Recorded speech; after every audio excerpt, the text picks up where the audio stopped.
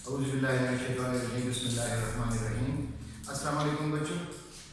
Chapter number 6 जिसका title है solutions. उन सॉल्यूशंस में आज का हमारा टॉपिक क्या है? मोलैरिटी। अब मेरे बच्चों, सॉल्यूशन के बारे में तो आप लोगों को हमने बताया है प्रीवियस लेक्चर्स में कि what is solution. The homogeneous mixture of two और more than two substances is known as solution. And what is homogeneous mixture? एक ऐसा मिक्सचर जिसमें सॉल्यूट के पार्टिकल्स यूनिफॉर्मली डिस्ट्रीब्यूट हो जाए किसी सॉल्वेंट में, ऐसे सॉल्यूशन को भी कहा जाता है homogeneous mixture. So the homogeneous mixture of two और more than two substances is known as solution. और फिर सॉल्यूशन के दो पार्ट्स होते हैं बेटा, वो आपको हमने बता दिए, एक सॉल्यूट और एक सॉल्वेंट।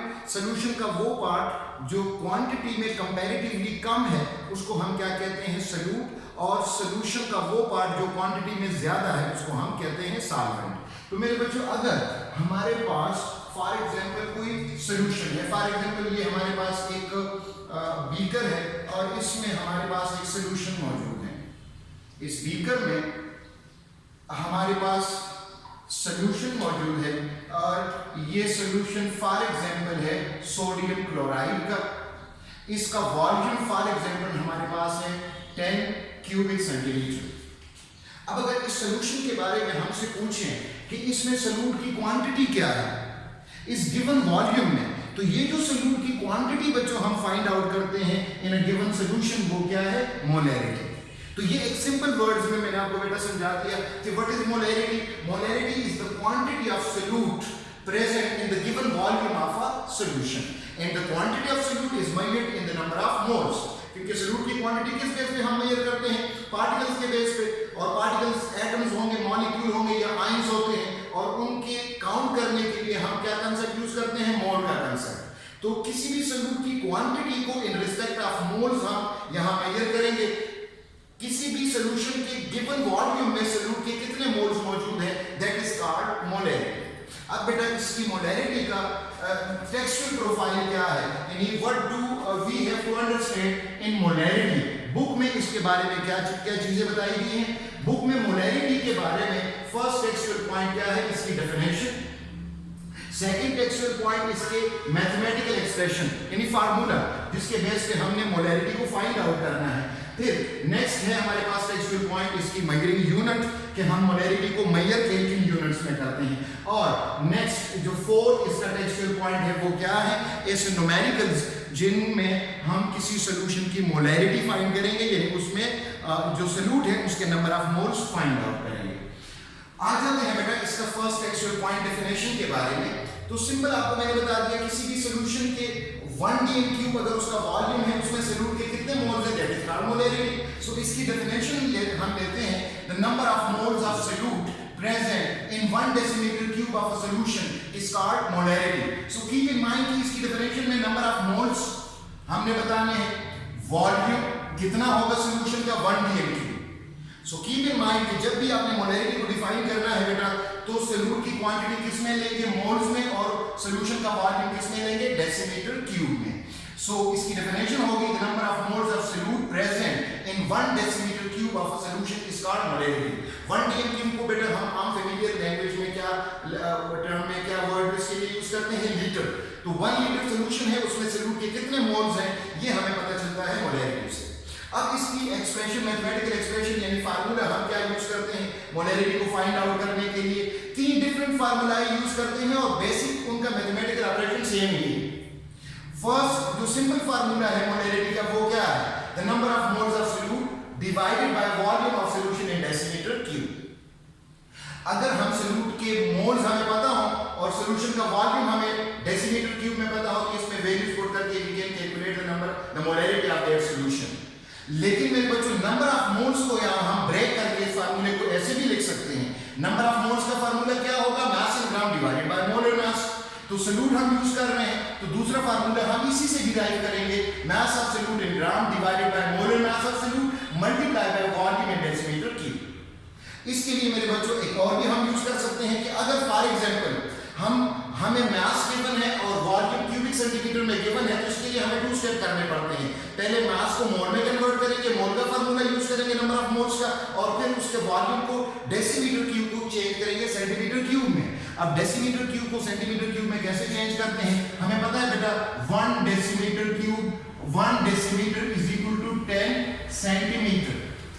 क्योंकि वॉल्यूम है, अगर दोनों साइड पे हम इसके क्यूब्स ले लें, then 1 decimetre cube is equal to 1000 cubic centimetre. इससे बेटा हम एक कन्वर्जन की डेवलप कर सकते हैं कि फॉर एग्जांपल अगर हमें वैल्यू वॉल्यूम की गिवन हो डेसीमीटर क्यूब में and we have to change it into cubic centimetre, तो हम उसको मल्टीप्लाई करेंगे उस गिवन वैल्यू को 1000 से।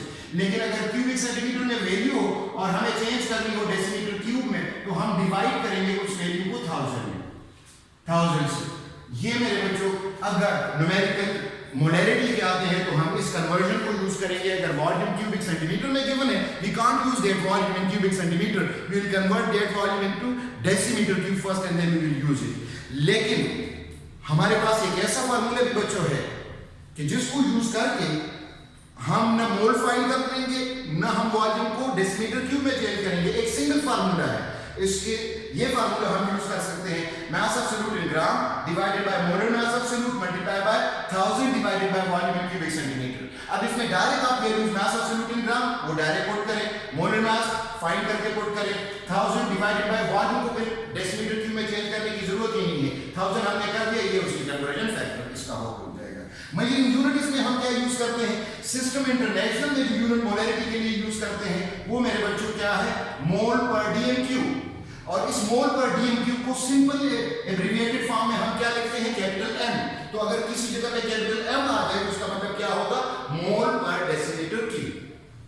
अब आ जाते हैं बेटा कि मोलैरिटी के इस कांसेप्ट पे न्यूमेरिकल्स कौन से आते हैं। तो दो न्यूमेरिकल यहां सैंपल प्रॉब्लम्स मैंने दे दिए हैं।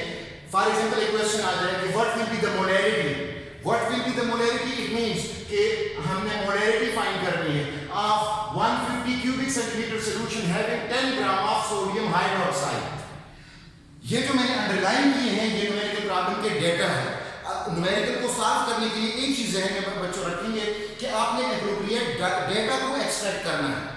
जो एप्रोप्रिएट डेटा है उसको अक्सर बच्चे इसमें कंफ्यूज होते हैं, बेटा आपने उसको कैसे रिकॉग्नाइज करना है, इसके यूनिट से। फॉर एग्जांपल यहां लिखा है 150 क्यूबिक सेंटीमीटर और क्यूबिक सेंटीमीटर वॉल्यूम का यूनिट है, तो इधर से आपको पता चल जाएगा कि 150 क्या है, वॉल्यूम है।